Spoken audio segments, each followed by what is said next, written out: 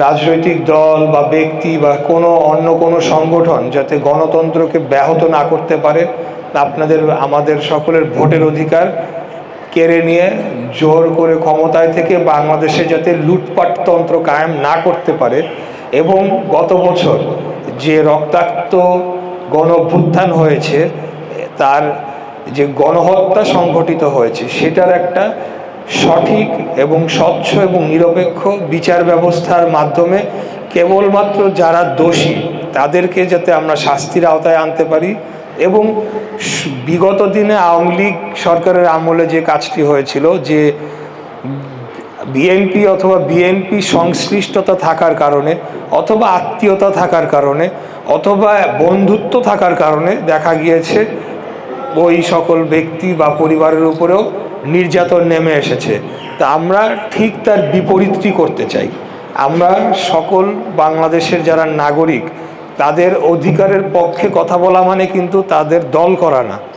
আমি যদি আজকে আওয়ামী লীগ বা আওয়ামী লীগকে ভোট দিত, কিন্তু আওয়ামী লীগের যে গণহত্যা বা লুটপাটতন্ত্র এগুলোর সাথে জড়িত ছিল না, সরাসরি কোনো নির্দেশনা পালন করে নাই, তাদের অধিকারের পক্ষে কথা বলা কিন্তু আওয়ামী লীগের অধিকারের পক্ষে কথা বলা দুটো এক জিনিস না।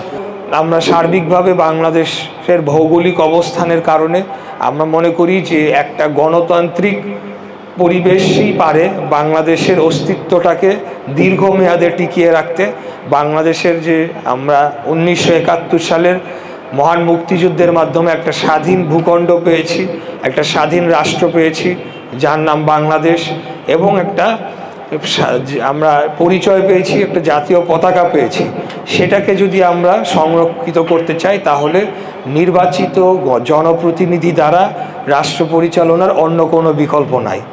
আপনারা সকলেই জানেন যে আমরা বাংলাদেশ জাতীয়তাবাদী দল কোন কোন মূল্যবোধে বিশ্বাস করে। আমি যদি মোটা দাগে বলতে চাই, স্বাধীনতা, বাংলাদেশের স্বাধীনতা, সার্বভৌমত্ব এবং দল, মত, ধর্ম, বর্ণ, গোত্র, পেশা, শ্রেণী সকল কিছু নির্বিশেষে প্রথম পরিচয় আমরা বাংলাদেশি নাগরিক, এবং আমাদের ন্যূনতম বাংলাদেশি নাগরিক হিসেবে সমস্ত কিছু অধিকার রয়েছে। সেটা বিচার পাওয়ার অধিকার হোক, সেটা আমাদের ভোট দেওয়ার অধিকার হোক, আমাদের কথা বলার অধিকার, এবং অন্যান্য যে মৌলিক অধিকারের বিষয়গুলো আমরা কথা বলতে চাচ্ছি। আমরা বলেছি আমরা ন্যায় বিচার চাই, আমরা আইনের শাসন প্রতিষ্ঠা করতে চাই, আমরা বিচার বিভাগকে রাজনৈতিক হস্তক্ষেপ মুক্ত করে সকলেই যাতে সেখানে ন্যায় বিচারটা পেতে পারে।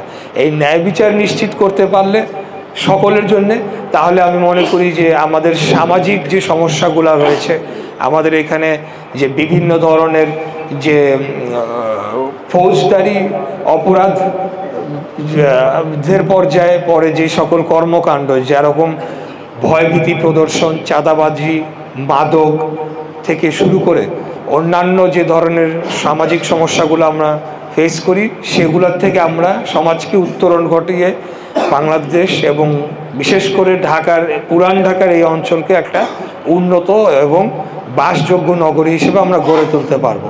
আমাদের এই পুরান ঢাকায় আপনাদের রাজধানী মার্কেট ঘিরে অনেক সমস্যা রয়েছে। আমি মার্কেটের ভিতরের সমস্যা তো আপনারা বেশি ভালো জানবেন, আমি ওটাই গেলাম না। আমি বাইরের সমস্যাটাই বলি। যেমন প্রথমেই তো আসবে আপনাদের ট্রাফিক, যানজট, দুর্বিষহ যানজটে মানুষ নাকাল হয়ে যাচ্ছে। এখানে বসবাস করা আমাদের জন্য প্রায় অত্যন্ত দুর্বিষহ হয়ে পড়েছে। এই সমস্যার সমাধান অতি দ্রুত করতে হবে। আমরা যে পরিবেশে বাস করছি, যে ধুলা বালি এবং ফিটনেসবিহীন যানবাহন চলাচলের ফলে যে দূষণ মাত্রা যে পর্যায়ে চলে গিয়েছে, ঢাকা শহর এখন সবচাইতে দূষিত নগরের তালিকায় 1 নম্বরে প্রায়ই থাকে, 1 থেকে 2 নম্বরে ওঠানামা করে, প্রথম 5-এ তো রয়েছেই।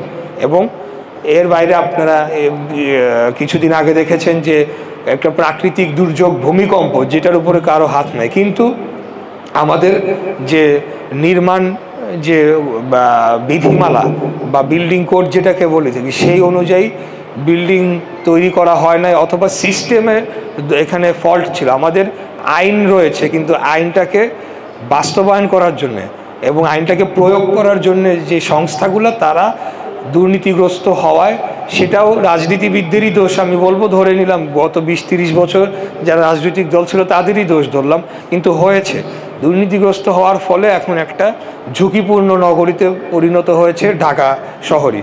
সেখান থেকেও কিন্তু আমরা বিশেষভাবে আগামী দিনে নজর দিতে চাই, যেহেতু আমি এই একটা অংশের বাংলাদেশ জাতীয়তাবাদী দলের হয়ে আগামী সংসদ নির্বাচনে অংশ নিতে যাচ্ছি। আমরা এই বিষয়গুলো তুলে আনবো একটা নিরাপদ এবং বাসযোগ্য নগরী গড়ে তোলার ক্ষেত্রে। শেষ কথা যে বলবো যে বিগত দিনে আওয়ামী লীগ দেশকে বিভাজন করেছিল তাদের রাজনৈতিক প্রয়োজনে, এবং সেটি করতে গিয়ে তারা মারাত্মক অনেকগুলো ক্ষতি করেছে, যার মধ্যে অন্যতম একটি হলো ৭১-এর বিষয়টিকে তারা নিজেদের দলীয় এবং পকেটের একটা ব্যক্তিগত সম্পত্তি বানিয়ে ওই ৭১-এর চেতনার নাম বলে তারা সকল লুটপাট তাদের অপকর্মর বৈধতা দেওয়ার চেষ্টা করেছে, যার কারণে মানুষের মনে একটা বিভ্রান্তি তৈরির সুযোগ এসেছে, বিশেষ করে নতুন প্রজন্মে। তাই নতুন প্রজন্মের উদ্দেশ্যেও বলবো যে আওয়ামী লীগ তো মুক্তিযুদ্ধ শুরু হওয়ার আগেই পালিয়ে গিয়েছিল বা দেশ ছেড়ে তারা পলায়ন করেছিল, তাদের অনেক নেতারা হয়তোবা মুক্তিযুদ্ধে অংশগ্রহণ করে থাকতে পারেন, কিন্তু কোনোদিনও মুক্তিযুদ্ধ কোনো দলের ছিল না। এটা একটা জনযুদ্ধ ছিল। বাংলাদেশের জনগণ তার শহীদ প্রেসিডেন্ট জিয়াউর রহমানের সেই মহান মুক্তিযুদ্ধের ঘোষণার পর যে সম্মুখ সমরের বা আপনার অস্ত্র হাতে যে যুদ্ধ সেটি শুরু হয়, এবং দীর্ঘ 9 মাস বাংলাদেশের সাধারণ মানুষ মুক্তিযুদ্ধ করে দেশটাকে স্বাধীন করে। অতএব এই দেশটাও যেমন কারো বাবার না, মুক্তিযুদ্ধটাও কারো বাবার না, এটা আমাদের সকলের। এটাকে আমরা ওই জায়গাতে আবার প্রতিষ্ঠা করতে চাই। এটা হলো গিয়ে আমাদের ওয়াদা। আমরা স্বাধীন বাংলাদেশের নাগরিক হিসেবে গর্ব করে আমরা আমাদের শেষ নিঃশ্বাস ত্যাগ করতে চাই, এবং জীবনের শেষ দিন পর্যন্ত আমি ব্যক্তিগতভাবে আপনাদের বলতে চাই যে আমি একজন প্রকৌশলী অথবা আমার অন্য পেশাও বেছে নেওয়ার সুযোগ ছিল, তার সেই পেশার পাশাপাশিও সামাজিক কার্যক্রম অথবা রাজনীতি করার সুযোগ ছিল বাংলাদেশের প্রচলিত যে প্রথা অনুযায়ী, কিন্তু আমি সকল কিছুকে ত্যাগ করে রাজনীতিকে মুখ্য পেশা হিসেবে বেছে নিয়েছি, এবং একজন রাজনীতিবিদ হিসেবেই আজীবন নিজেকে আমি উৎসর্গ করেছি আমার জীবনটাকে। এবং সেটার সাথে যে ধরনের ত্যাগ তিতিক্ষা করতে হয়, যে ধরনের রাজনীতিবিদ হিসেবে যেভাবে নিজের জীবনটাকে পরিচালনা করতে হয়, সেগুলোকে মাথায় রেখে আমি সেই সিদ্ধান্তটা নিয়েছি। আপনাদের এলাকার সন্তান হিসেবে আমি আপনাদের বলবো যে আমি আপনাদের ক্যান্ডিডেট। এখন আপনারা কিভাবে আমাকে বিজয়ী করে, বাংলাদেশ জাতীয়তাবাদী দলকে বিজয়ী করে, আমাদের নেতা দেশনায়ক তারেক রহমান, আমাদের নেত্রী, উনি অসুস্থ আছেন, ওনার জন্য আমরা দোয়া করছি যাতে উনি দ্রুততম সময়ে সুস্থ হয়ে আসেন, এবং আমাদের বাংলাদেশ জাতীয়তাবাদী দলকে রাষ্ট্র পরিচালনার ক্ষমতায় নিয়ে এসে আমরা বাংলাদেশের গণতন্ত্র, বাংলাদেশের স্বাধীনতা, সার্বভৌমত্ব এবং এই সংস্কারের মাধ্যমে নতুন বাংলাদেশ যে গড়ার স্বপ্ন আমরা দেখছি সেটিকে আমরা বাস্তবায়ন করতে চাই। এখন এই দায়িত্বটা আপনাদের উপরে। এটি বলে আজকে আর বক্তব্য দীর্ঘায়িত না করে সবাইকে আবার ধন্যবাদ জানিয়ে আমার বক্তব্য এখানেই শেষ করছি। সবাই ভালো থাকবেন। অতীতে চেষ্টা করেছি পাশে থাকার, আগামীতেও সর্বোচ্চভাবে জীবনের বিনিময় হলেও অন্যায় অপরাধের বিরুদ্ধে দাঁড়িয়ে জনগণের অধিকার প্রতিষ্ঠার জন্য কাজ করে যাবো ইনশাল্লাহ। এই প্রতিজ্ঞা ব্যক্ত